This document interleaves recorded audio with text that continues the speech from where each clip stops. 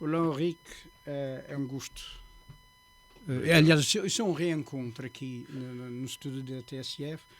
Fomos colegas de curso, fomos dirigentes na Associação Académica, no Núcleo de Estudos Europeus e Política Internacional.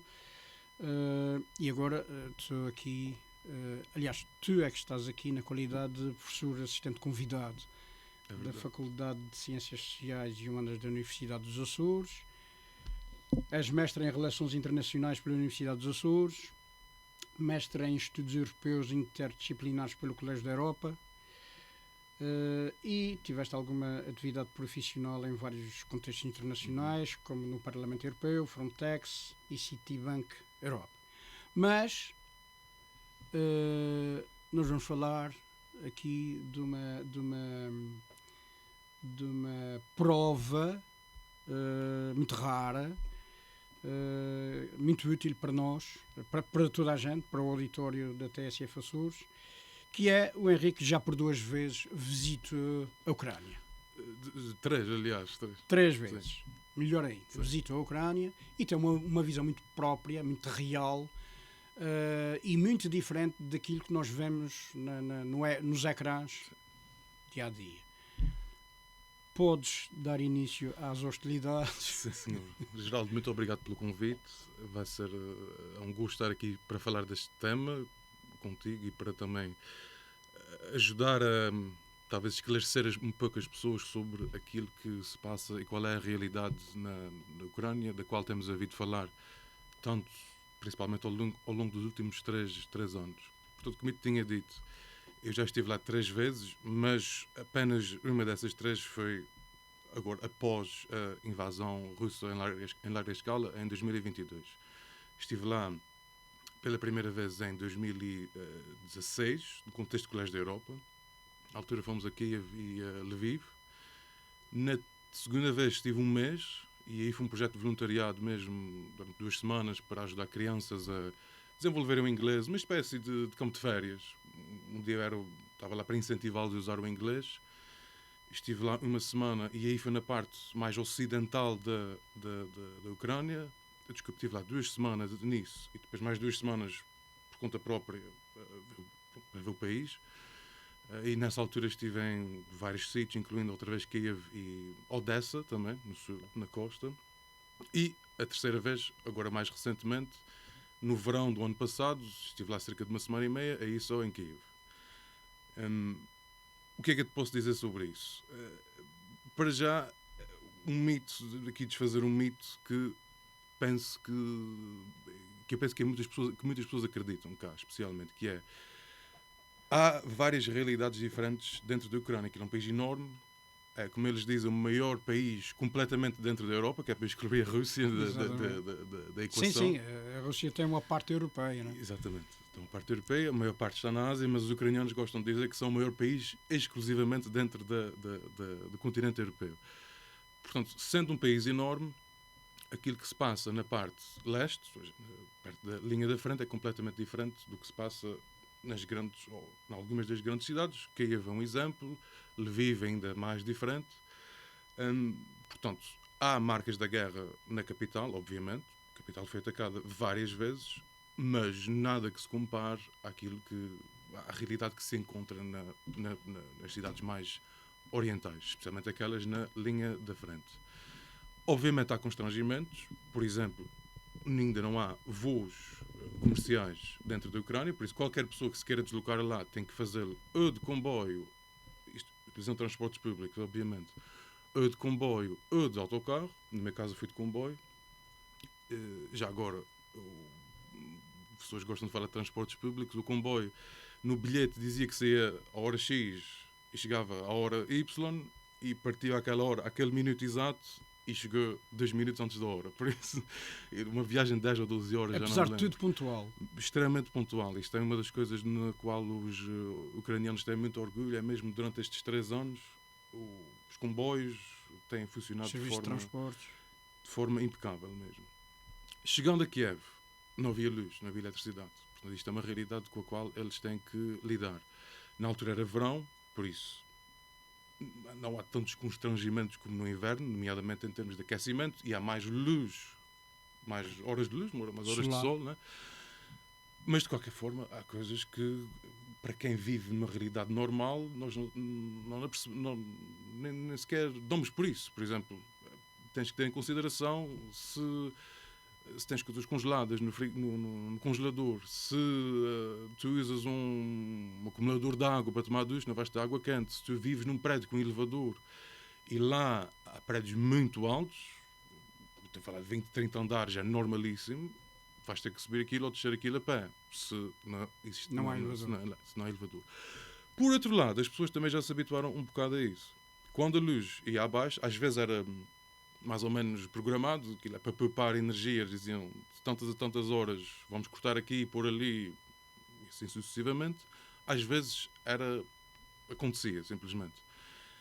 Mas o mal a luz ia abaixo e começavas logo a ver os geradores, as pessoas a puxarem a corda dos geradores, e aquilo depois começava, principalmente em restaurantes, tudo a voltar à vida. Uma das cenas mais surreais que eu vi foi no restaurante, olhei lá para dentro e não havia luz, e estavam os cozinheiros com aquelas lanternas mineiro, na cabeça. né? Exatamente, tipo lanterna de mineiro, de campismo, a fazer hambúrgueres ou fazer qualquer coisa nos restaurantes. Restaurantes cheios de gente, imensa gente na rua. Mais uma vez, era verão, por isso a realidade no inverno é diferente, não é? Mas não deixa de ser uma cidade de, oficialmente, penso que 3 milhões, não oficialmente, cerca de 5, por aquilo que me disseram. Tendo em conta deslocados internos ou pessoas que vão para lá por razões económicas e não mudam a sua morada inicial. Portanto, são mais ou menos 5 milhões de pessoas não oficialmente. É uma cidade enorme, né? Metade da população de Portugal.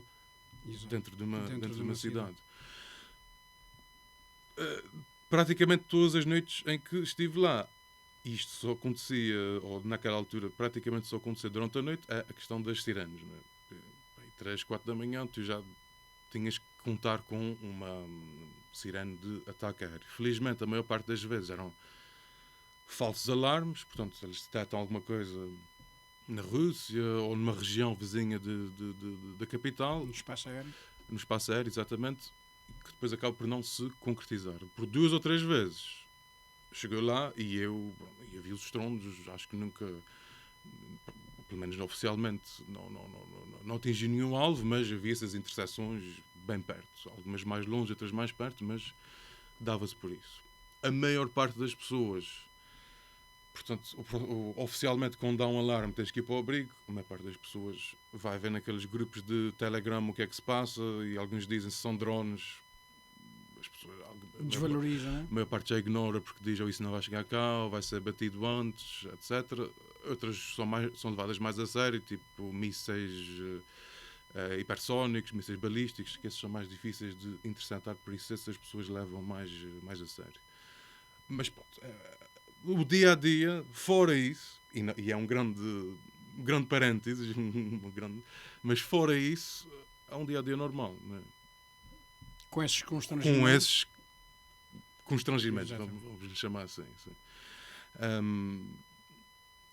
As pessoas tentam levar a sua vida à frente da melhor forma que podem. Obviamente, quase toda a gente, de uma forma ou de outra, já foi, direto ou indiretamente, afetada pela guerra, seja membros de família que tenham sido, ou amigos que tenham sido mortos ou feridos na linha da frente, ou que estejam lá neste momento. Por isso, mesmo para as pessoas que não vivem perto da linha da frente, seja através dos alarmes, seja através dessas ligações pessoais, a realidade do conflito é-lhes muito próxima, independentemente da parte do país onde vivam.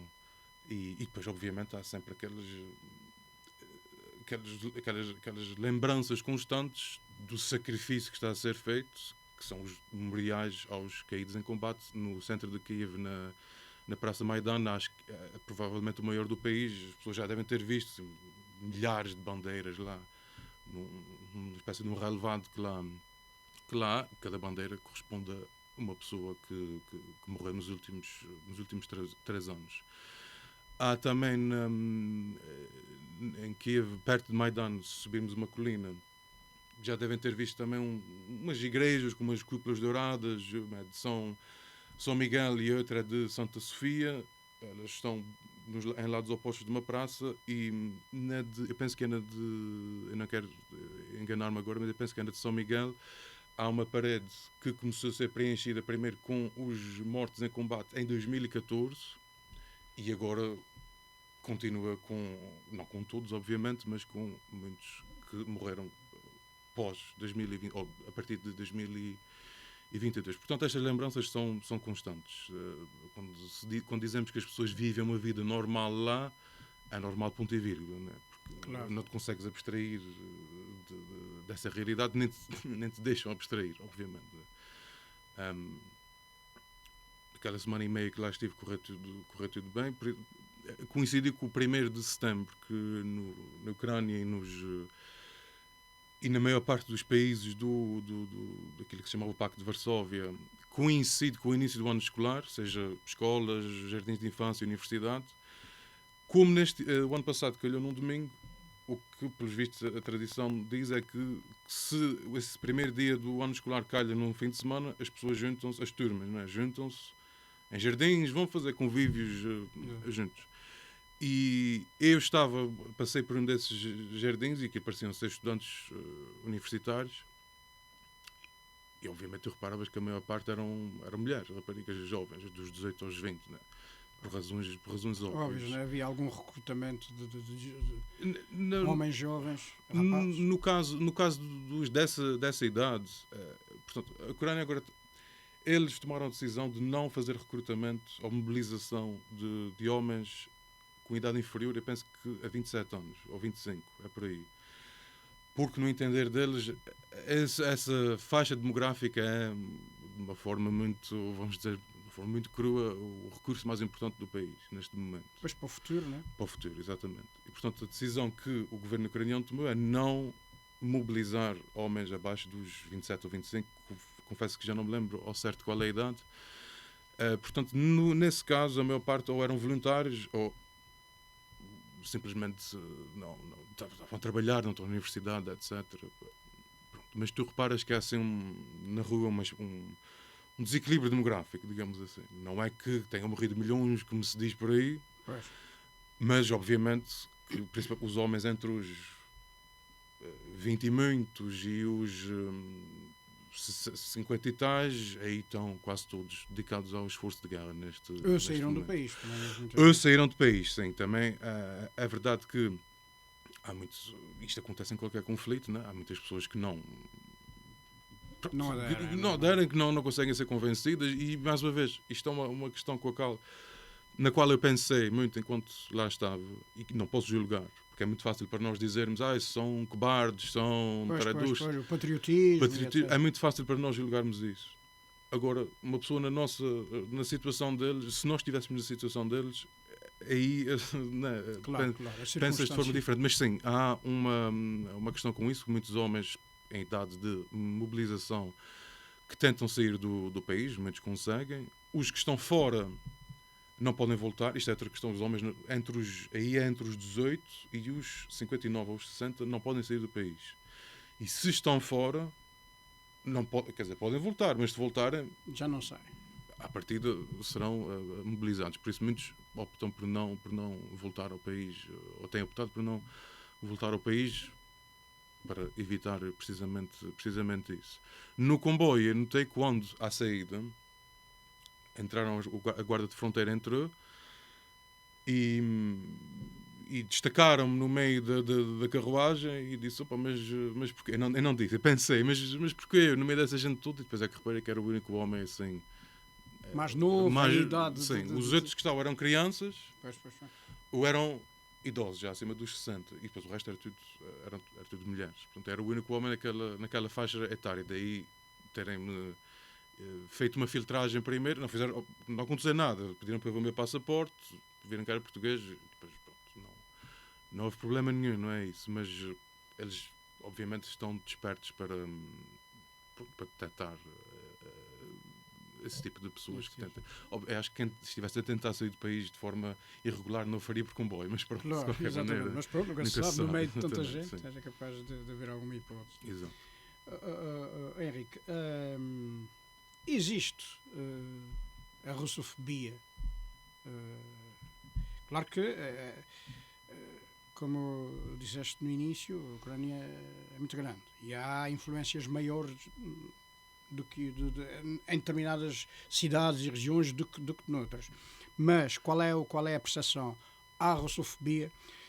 Recordo, há dias falávamos nisso, que a primeira língua de Zelensky foi o russo, né? Exatamente. E tu próprio testemunhaste que ele, quando fala ucraniano, fala com sotaque. Disseram-me, então, eu não consigo ver a diferença, disseram-me isso. Né? Mas pronto, não é a língua natural dele. Não é a primeira língua. Ao fim e ao cabo, aliás, há aqui uma validade histórica usada muito por Putin, e nós todos sabemos que a Rússia nasce na Ucrânia. Exato.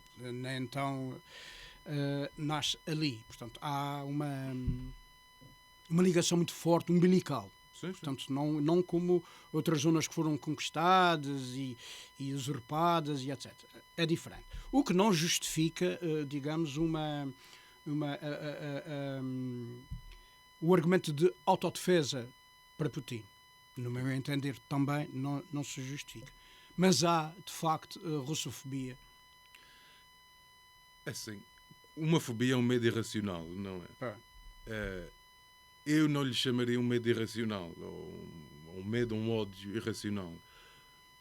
Até 2022, até 2014 até, mas vamos dizer 2022, que eu estive lá entre 2014 e 2022. Portanto, enquanto já decorria a ocupação russa da Crimeia e de partes do Donbass. Portanto, na altura em que o argumento da russofobia já era invocado por muitos. Eu, em Kiev, aquilo é uma cidade praticamente bilingue.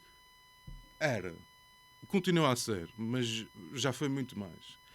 Em 2016, quando eu fui lá pela primeira vez, e fui a um restaurante, a língua, por defeito, na qual os trabalhadores do restaurante falavam connosco, era russo. Quando eu fui a Odessa, em 2018, tu praticamente não conseguias ouvir falar ucraniano. Eu fui com pessoas, com amigos de lá, da Ucrânia. Uma delas, do parte ocidental da Ucrânia, dirigi-se em ucraniano aos funcionários lá de um restaurante ou qualquer coisa, uma loja em Odessa, e eles responderam em russo. Não.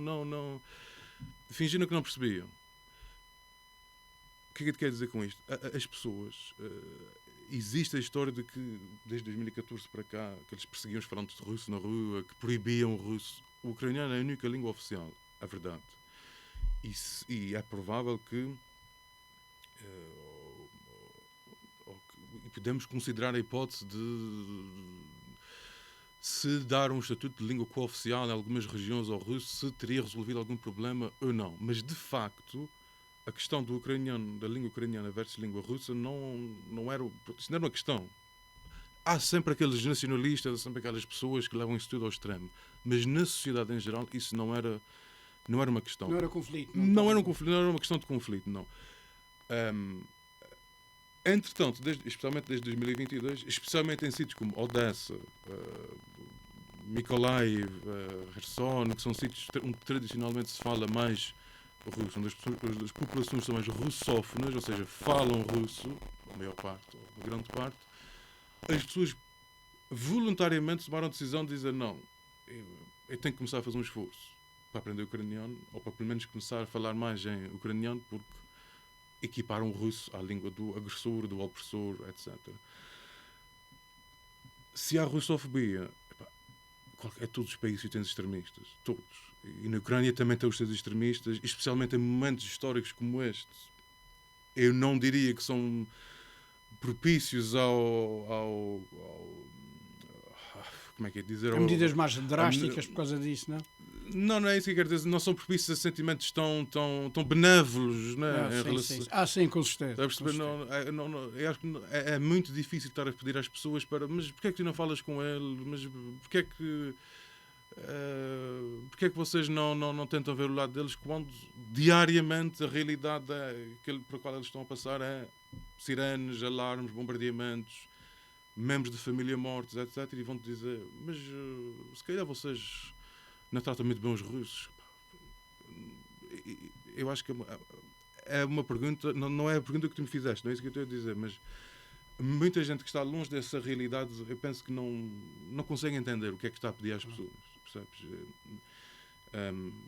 O próprio Zelensky, que tu mencionaste, em 2019, quando ele foi eleito, ele falava russo, como língua primária. Ele ficou famoso, publicamente, a falar russo, enquanto ator, enquanto comediante, etc. Quando ele foi eleito, não sei se foi depois ou durante a campanha, etc., ele dizia, mas porquê é que eu tenho que falar ucraniano? Minha língua é o russo. Isso não faz de mim menos ucraniano. Claro. Mas minha língua é o russo. Porquê é que eu tenho que falar ucraniano? Nós entendemos. Falas ucraniano, eu falo russo. Porquê é que eu tenho que fazer essa mudança? Ele próprio, durante a sua presidência, e especialmente a partir de 2022, alterou completamente a sua perspectiva e o seu modus operandi, e aí começou a falar sempre em ucraniano e até se recusa a falar, tenta recusar-se a falar russo, sempre que possível. A última vez que ele fez que eu me lembro, que ele fez um grande discurso em russo, uma comunicação em russo publicamente, foi numa comunicação que ele fez na véspera da invasão de 2022, em que ele fala diretamente para o povo russo, em russo. E ele já disse que ele tentou falar com eles não quiseram saber e disse, por que é que eu tenho que falar russo daqui para a frente? Eu tentei, eles não ouviram, então não vale a pena. Agora que as pessoas não sentem sentimentos muito afetivos para a Rússia neste momento, Com certeza, é natural. um bocado inevitável, não é? Mas tradicionalmente a maior parte das famílias lá tem laços familiares dos dois lados da fronteira. E é verdade na Rússia também. Agora fala-se na região de Kursk, por exemplo. A região de Kursk, isto obviamente durante a União Soviética, o movimento era mais fácil entre, na altura, duas repúblicas soviéticas e havia muita mistura entre ucranianos e russos. E na altura não havia essa questão. Não, se és ucraniano, se és russo, isso não se punha. Essa questão não se punha. Assim, da maneira que se punha. Portanto, há muitos laços familiares ainda hoje. E para os ucranianos é um bocado chocante, esses que têm familiares na Rússia, é chocante ver que muitos dos familiares deles, e estamos a falar de familiares próximos, pais, tios, irmãos, que vivem na Rússia e dizem, não, vocês são nazis e vocês merecem isso. Isso é chocante para as pessoas. Não é? Estamos a falar de familiares próximos, não é um primo em quinto grau. É? Pois. Imagina o teu pai dizer-te, mas vocês andam para aí com os esquadrões da morte atrás dos falantes russos, os falantes de russo na Ucrânia, por isso vocês merecem isso. Isso é chocante. Não. Portanto, foram ao encontro dos argumentos de Putin, completamente, né? sim. Isto é verdade mais para as pessoas nascidas ainda durante a União Soviética. Quanto mais jovem, obviamente que isto não é 100%, né? Mas quanto mais jovem, mais as pessoas se identificam com uma identidade ucraniana na Ucrânia.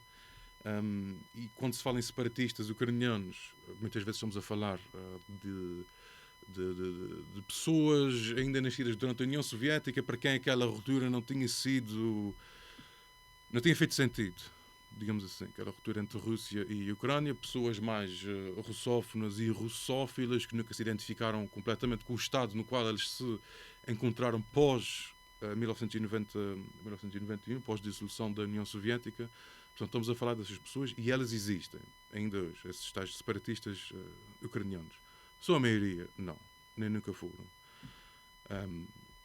E quer-me parecer que são cada vez menos agora, pelo menos nas outras partes da Ucrânia, que nós estamos sob ocupação russa. Outra coisa que é importante ter em mente é que nas regiões ocupadas, muita gente saiu de lá. Os que ficaram ou não conseguiram sair, por várias razões. Imagina como é que podes pedir a um agricultor para sair para abandonar a sua quinta, os seus animais, é muito difícil. Ou seja, não saíram por razões económicas ou não saíram porque se sentem confortáveis ou indiferentes àquela realidade. Né? Há sempre essas pessoas que em tempos de conflito não lhes interessa quem é que manda, quem é que não os chateia. Né?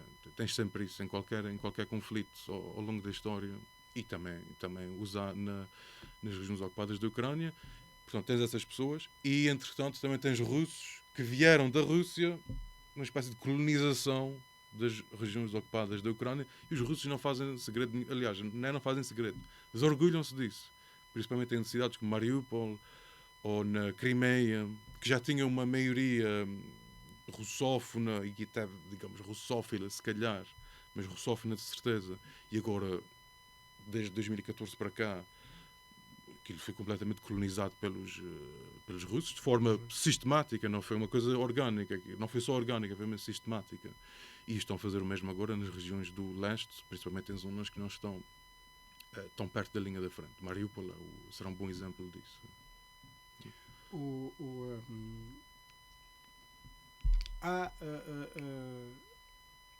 Pode-se dizer que há uma imagem muito mais considerada no resto da Europa sobre a Ucrânia. Ou seja, neste momento nós todos sabemos que Zelensky não foi eleito, não foi reeleito. Ora bem, está em guerra, o país está em guerra. Quando na Segunda Guerra Mundial o Reino Unido, por exemplo, não houve eleições por estar em guerra. Portanto, mas fala-se muito nos valores europeus, na legitimidade política, no valor das instituições. Um cenário que na Ucrânia foi levado ao extremo. Portanto, partidos divergentes ou de oposição foram postos de parte. Pronto, as instituições são um pouco governadas pelo presidente. Portanto, não há aqui há um diretório, não é? Não há aqui os freios e contrapesos que há o que é natural, passa a expressão, natural em tempo de guerra. No entanto, como na Europa se fala muito dos valores, recuperar os valores, manter os valores, trazer um país em guerra para este enquadramento democrático é assim um pouco estranho, apesar, repito, de eles estarem em guerra, de haver nuances, o país todo não está com a mesma intensidade de conflito. De qualquer forma, não se entende muito bem esses matizes. Portanto, um país altamente matizado, apesar da guerra e sem guerra também. Especialmente nos últimos dias, a questão da democracia na Ucrânia tem, por razões que todos nós conhecemos, o presidente Trump tem feito disso um grande ponto, né, nos últimos tempos. Uma bandeira, sim. A questão pronto, chama de ditadura ao presidente da Ucrânia, para quem não se perceber disso. O que é que se passa? Obviamente que em situações de exceção, como é uma guerra, tu não podes ter um país a funcionar com todas as instituições, liberdades e garantias, etc. Claro. O próprio estado de exceção, ou estado de lei marcial, não sei bem como é que eles o chamam, implica que os cidadãos perdem direitos. Por exemplo, eu não tenho o direito de andar na rua a partir de uma certa, entre determinadas zonas. No máximo, isto que eu saiba não acontece, mas in extremis eu podia ser alvejado na rua pelos militares ou pela polícia, seja lá quem for. In extremis, eu acho que isto não acontece, nunca vi falar disto, mas pode acontecer. Portanto, as pessoas perdem direitos nestes estados de exceção. Daquilo que eu sei, que vi e que perguntei às pessoas enquanto estive lá, que leio, etc., há restrições à liberdade de expressão. Algumas, sim. Por exemplo, eles têm uma coisa que eles chamam de telemaratona, que é nas televisões todas dão programas noticiosos que passam basicamente aquilo que o governo lhes diz para passar. Agora, quantas pessoas veem televisão versus quantas pessoas leem, por exemplo, grupos de Telegram, que isso é muito, muito comum na Ucrânia, e aí não há qualquer restrição. E tu podes ver em jornais, imprensa ucraniana em inglês, que existem alguns, por exemplo, existe um jornal online chamado Kyiv Independent, e eles publicam regularmente críticas ao governo, às chefias militares, etc., obviamente quando isso se proporciona. Né? Publicam peças de opinião, artigos jornalísticos, falam em casos de corrupção, etc. Portanto, não há, e não lhes acontece nada, Portanto, não há uma censura completa, há censura de algumas coisas. Tu estás limitado em termos de sítios na cidade nas cidades onde tu te podes movimentar. Alguns, não todos. Por exemplo, o Ministério da Defesa, Palácio Presidencial, não te podes chegar muito perto, há bloqueios na estrada, não podes já tirar fotografias a certas coisas, especialmente se vires uma antiaérea, deslocar-te na cidade, não podes tirar fotografias a isso de maneira nenhuma, e muito menos publicar.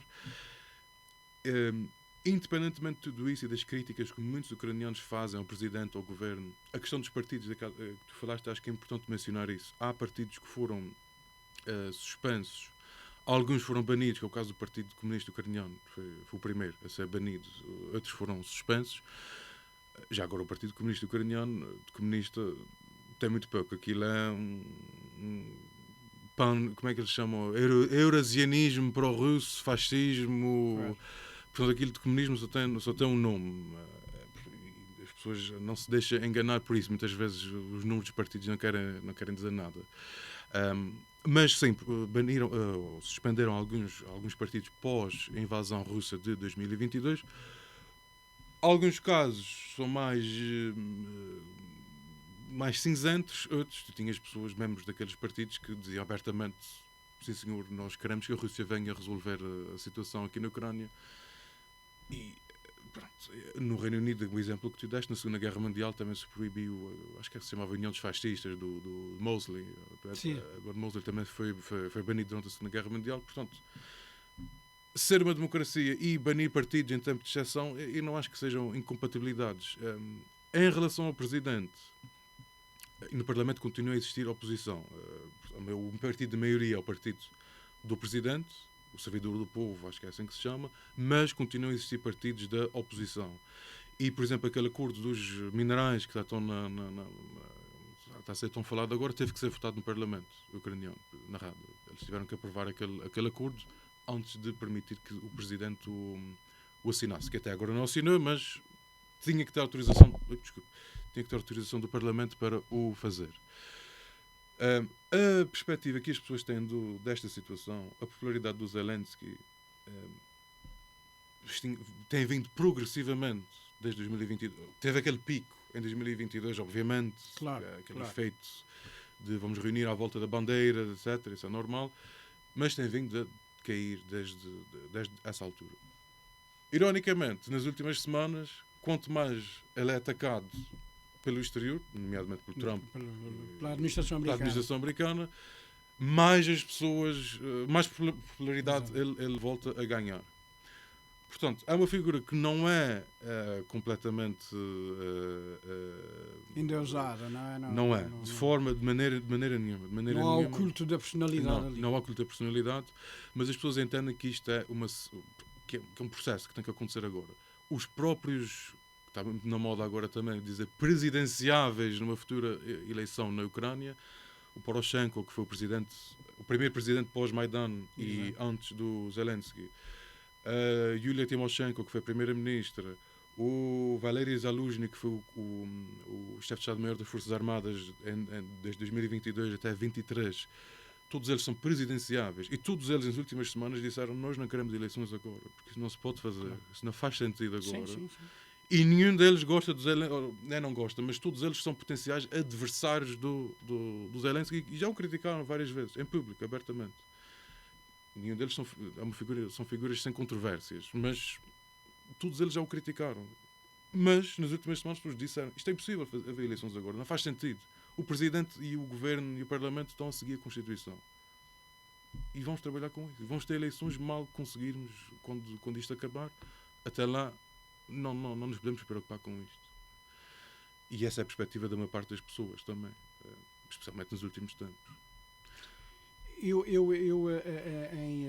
em Viseu conheci uma senhora que era professora de matemática na Ucrânia, trabalhava como empregada há dias em várias casas, e eu conhecia e perguntei-lhe sobre essa posição de Zelensky. Ela disse uma coisa curiosa. Ela disse: eu conheço muito poucas pessoas que gostem de Zelensky. Só que ele pontuou muito quando disse eu não abandono o meu país, quando lhe foi oferecido condições para abandonar o país, ele pontuou muito e, de facto, toda a Ucrânia percebeu que ele era um homem para estar ali. Quer se concorde com a ideologia política, com a envolvência política à volta dele, eu não. Tinha esse pormenor. Ele foi corajoso e isso pontuou. Sim. E, portanto, parece que ainda, segundo a tua descrição, parece que ainda está. Sim, pontua muito e uma coisa é certa. Se ele e o governo tivessem saído naquela altura, se tivessem abandonado a cidade e o país, principalmente, as coisas teriam sido completamente diferentes. Porque as pessoas desvalorizam, no contexto de guerra, a importância que a moral tem para quem está a combater e para quem está a dar apoio às tropas, para a população em geral. O facto de eles terem todos ficado na capital, terem feito todos os esforços para mostrar que estavam lá, para provar que lá estavam, isto foi importantíssimo para as pessoas naquela altura, para os soldados, que mostrar a liderança está cá e nós também vamos continuar a lutar. Se a liderança foste, visto no Afeganistão em 2021, Exato. o presidente foi o primeiro a fugir do país e aquilo em 3 dias colapsou. Agora, e ele foi eleito em 2019, quando foi eleito, ele foi eleito naquilo que nós chamaríamos de populismo, contra os políticos, contra a corrupção, contra o sistema. Eu vou falar com os russos, eu quero a paz. Ele foi eleito nessa plataforma. Teve para aí 70% dos votos. Foi eleito nessa perspectiva. Só que depois ele chega lá, isso foi 2019, depois vem a pandemia, aquela questão, mete-se a pandemia, né? E as coisas depois mudaram. Mas quando ele foi eleito precisamente numa plataforma de antissistema, anticorrupção, antipolíticos, anti-oligarcas, etc. E havia muita gente que não gostava aquilo que se chama populismo. Não gostava disso. Entretanto, foi-se e ele também se adaptou, né? Ele já não tem esse discurso. E continua a ser uma figura com controvérsia e de que nem toda a gente gosta e que não, nem ele, nem o governo, nem as Forças Armadas fazem tudo corretamente, mas é trabalhar com aquilo que as circunstâncias permitem. Né? Henrique, temos 3 minutos e uma última. Isto dava para muito mais. Vamos ter mais oportunidade. Mas uma última pergunta.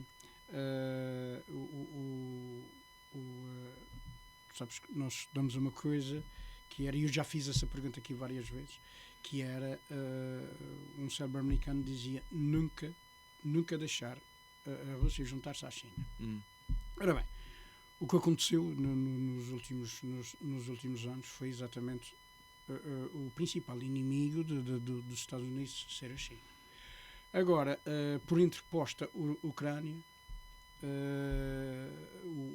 começou por ser a Rússia que se juntou à China.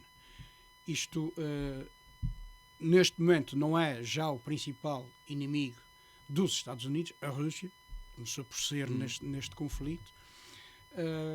Tu que és professor, o que é que tu respondes aos teus alunos quando esta equação se coloca? Naturalmente que eles colocam essa equação, sabendo que tu já lá estiveste, e, portanto, é natural. O que é que tu respondes? Ou seja, a Rússia mais China, o que é que dá isto? A Rússia mais China, o que é que dá isto? Agora já não é tanto essa equação está esbatida.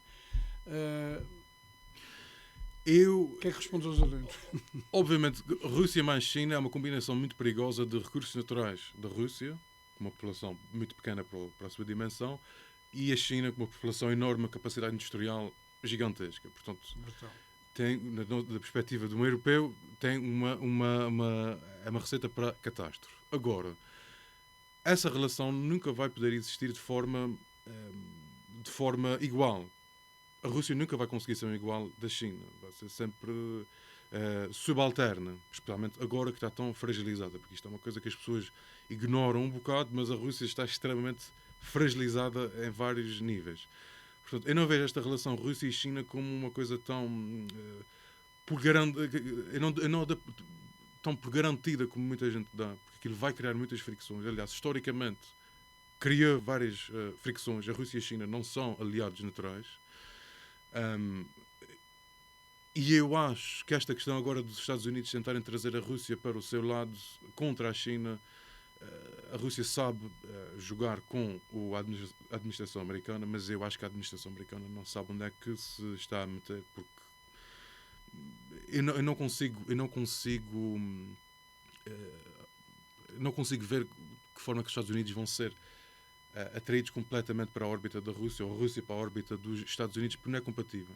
Embora agora estejam a tentar aproximar-se ideologicamente, etc., mas aquilo não é compatível. Tu não podes ter duas grandes potências militares, não económicas, não populacionais, mas militares, como são os Estados Unidos e a Rússia, na mesma esfera. No mesmo prato, não dá, era um desequilíbrio muito não é possível.